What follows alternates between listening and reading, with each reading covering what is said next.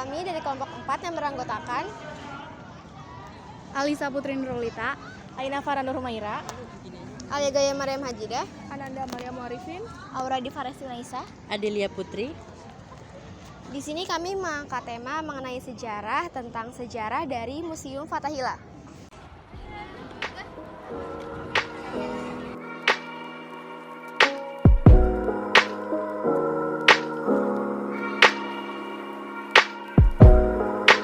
Gedung Museum Sejarah Jakarta atau sekarang yang lebih dikenal sebagai Museum Fathahillah didirikan pada tahun 1620 oleh Gubernur Jenderal Yang Pieterszoon Koen sebagai balai kota dan juga berfungsi sebagai pengadilan, kantor sipil, dan tempat ibadah.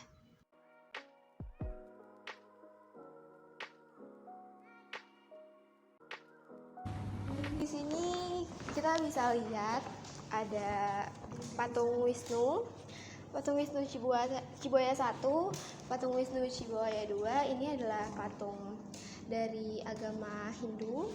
Dan di sini bisa dilihat ada patung Durga, dan di sini ada patung Ganesha juga dari agama Hindu.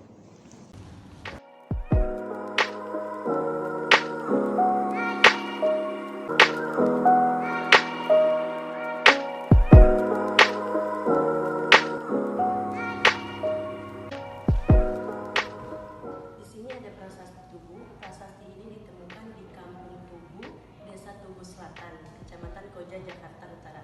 Prasasti ini menjelaskan tentang pembangunan dua buah sungai pada masa kerajaan Tarumanegara. Pada tahun ke-22 Raja Purnawarman memerintah.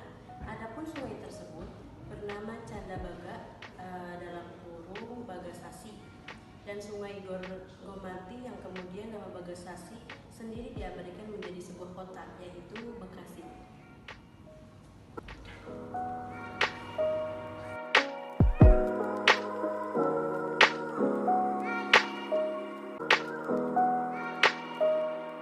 Dahulu, sebelum manusia mengenal logam, manusia purba membuat dan menggunakan peralatan yang terbuat dari batu. Batu dibentuk sedemikian rupa sebagai senjata untuk berburu. Banyak sekali peninggalan alat batu dari zaman Paleolitikum, Mesolitikum, Neolitikum, maupun Megalitikum. Alat serpih ini merupakan salah satu contoh peninggalan zaman batu yang digunakan untuk mengiris, memotong, meraut, atau mengupas sesuatu. Alat serpih ini berukuran besar yang dipakai digenggam dengan seluruh tangan.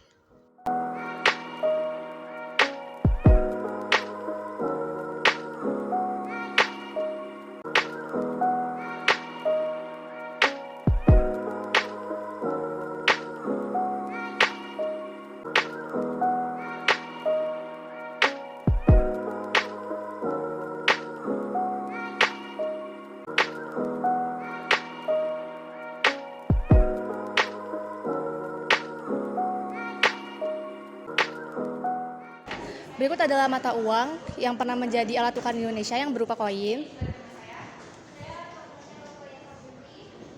Lalu pada kependudukan Jepang, uang koin itu beralih menjadi uang kertas. Contohnya seperti ini, uang kertas pada pendudukan Jepang. Lalu uang kertas setelah kemerdekaan. Dan yang terakhir ada uang kertas Jenderal Sudirman.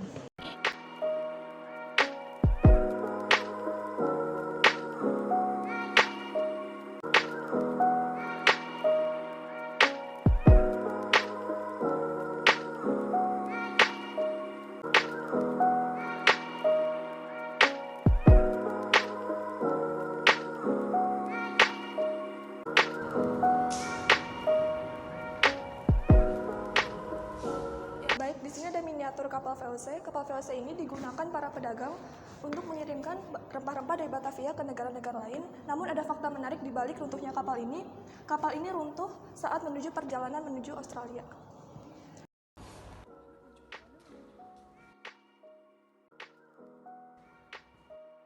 Peninggalan Sultan Agung dari Kesultanan Mataram salah satunya ialah keberadaan sebuah benda mirip mihrab di Museum Fathahillah ini. Satu di antara beberapa bukti bahwa kerajaan Islam pernah melakukan serangan sebanyak 2 kali pada 1628 dan 1629 atas kedudukan VOC di Batavia, meski serangan tersebut sama-sama mengalami kegagalan.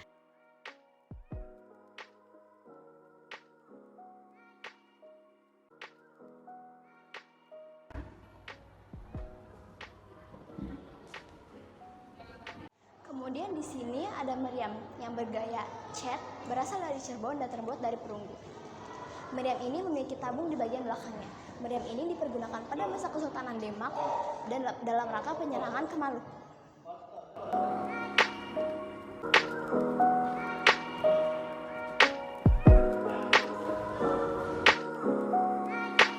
Banyak sekali lukisan-lukisan dinding yang terpajang di Museum Fathahillah, mulai dari yang berukuran kecil sampai ukuran besar sekalipun.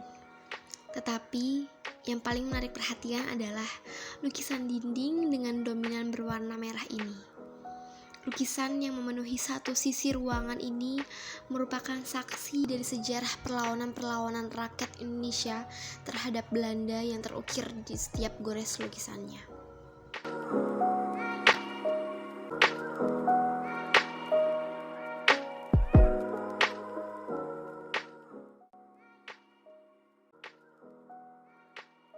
Di sudut ini terdapat tanggal-tanggal penting dari sejarah Indonesia pada zaman penjajahan. Tertera bahwa adanya Perang Jawa pada tahun 1825 sampai 1830 yang merupakan sebuah peperangan yang melibatkan pasukan Belanda dengan penduduk Jawa di bawah pimpinan Pangeran Diponegoro. Perang ini pada akhirnya dimenangkan oleh Belanda dan terjadilah pengasingan Pangeran Diponegoro pada tahun 1830 sampai 1855.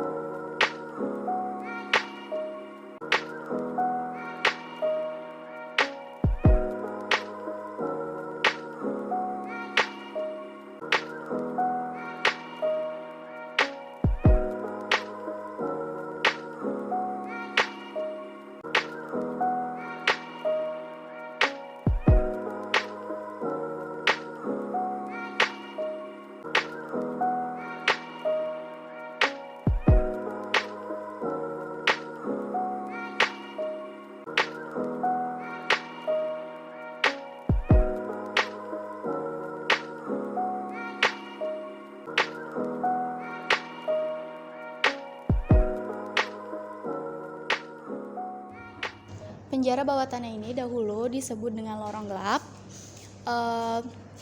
Di dalam penjara ini tahanan tidak diberi makan dan minum sehingga mati akibat kelaparan. Salah satu pahlawan kita yang pernah berada di penjara ini yaitu Cut Nyak selama 9 bulan sebelum diasingkan ke Sumedang.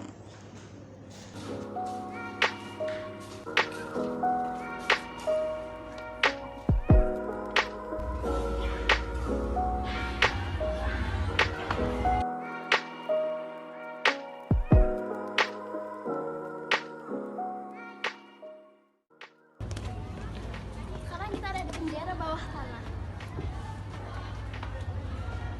Konon, pada masa pemerintahan Hindia Belanda, bangunan ini merupakan tempat eksekusi hukuman mati. Penjara bawah tanah ini hanya memiliki tinggi sekitar 2,5 meter yang diisi oleh puluhan narapidana. Batu besar, berat, berbentuk bola besi yang terdapat pada penjara bawah tanah ini digunakan untuk mengikat kaki para tahanan, baik pria maupun wanita, dengan tujuan membatasi pergerakan para tahanan. Dan di penjara bawah tanah inilah para tahanan biasanya akan merasakan penderitaan luar biasa, terendam dalam air ketika laut sedang pasang. Tak heran jika penghuni penjara ini sering berada dalam kondisi mengenaskan. Ketika sudah meninggal, para jasa tahanan akan dimasukkan ke sumur yang tepat berada di depan penjara bawah tanah ini.